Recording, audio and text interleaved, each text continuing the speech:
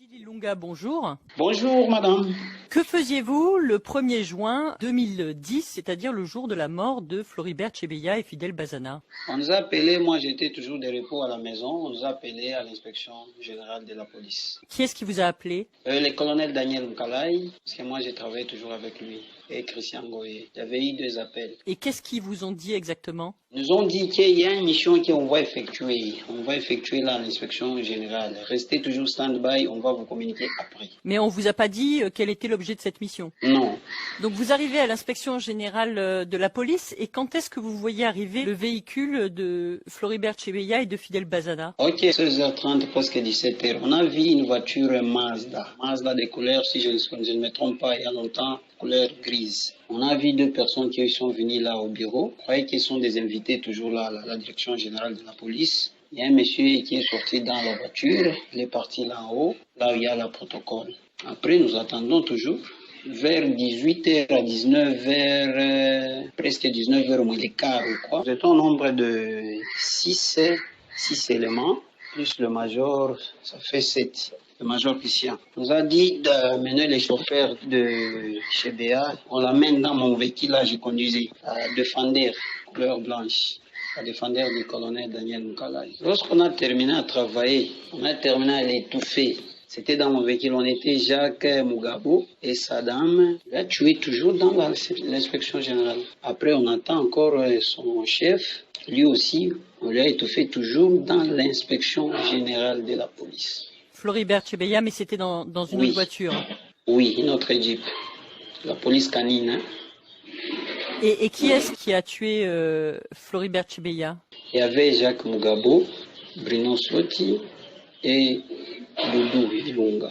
Doudou Ilunga. Qui est-ce qui vous avait donné l'ordre de tuer ces 2 défenseurs des droits de l'homme? Oui, c'est Christian, il était comme le commandant des opérations. C'est lui qui a donné l'ordre qui est non sur ordre du chef, vraiment il faut l'étouffer. S'il a des problèmes avec le chef, John Numbi et Kabila, c'est ce qu'il a dit.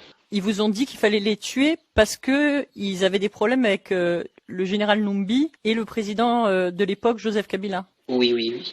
Parce que le matin, Christian il est venu directement au bureau du général. C'est là où il y avait eu des briefings. Nous ne connaissons pas, nous attendons toujours l'ordre parce qu'on nous a dit qu'il y a un service qu'on va effectuer ici à l'inspection. On ne savait pas si c'était quoi. Et qu'est-ce que vous avez fait des corps alors de Floribert Chebeya et Fidel Bazana? On est parti à Mitendi, dans la concession vraiment du général Yadiga. On a enterré Fidel là. Après, on a quitté avec Chebeya.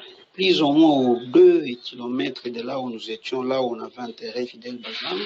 On a déposé son chef là à Mitendi. On l'a laissé vraiment dans son voiture, préparé comme s'il avait une femme dans son véhicule. Je faisais l'amour, c'est comme ça que ça s'est passé. Vous avez donné l'impression en fait qu'il avait rencontré par exemple une prostituée ou quelque chose comme ça et que ça aurait tourné mal. Oui, c'est ce que Jacques Mugabo il avait fait, parce que c'est Jacques Mugabo, il avait acheté vraiment des prudences, des comprimés là, fortes, quoi. Des prudences, ça veut dire des préservatifs? Oui. Et qu'est-ce qui se passe à partir de ce moment-là? Qu'est-ce qu'on vous dit? Parce que l'affaire fait grand bruit au Congo. Donc qu'est-ce qui vous arrive après ça? On a quitté la Mitendi, directement on est parti vraiment chez le colonel Daniel. On a laissé la première Jeep là dans la parcelle du colonel Daniel. On est parti chez Tingakenga, c'est là où on avait passé nuit. Le matin, je suis rentré à la maison. Nous attendons, il y a du bruit maintenant, c'était l'été. Après, on nous a regroupés nous tous.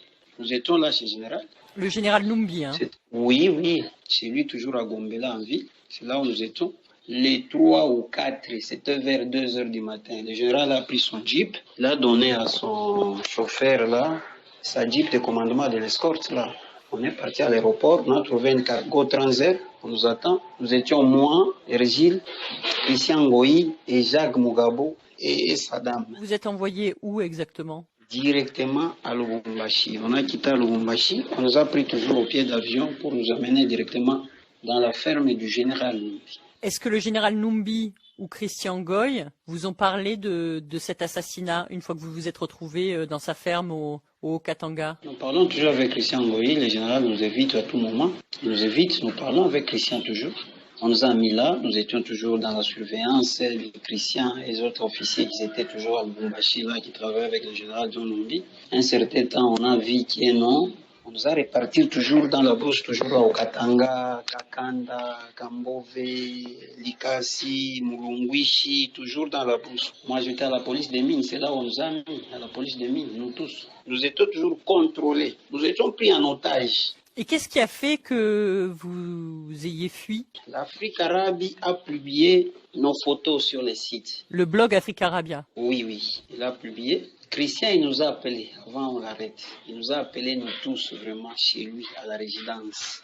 Le général a donné l'ordre de rentrer nous tous à la ferme. Il y a nos amis qui travaillent à la ferme, il m'a dit, mon frère, si vous venez ici, on va vous empoisonner ou vous tuer. Ne venez pas ici. Automatiquement, nous on a fui. Lorsqu'on a fui, une semaine après, on a écouté que non, on a arrêté Christian Ngoyi à Lubumbashi.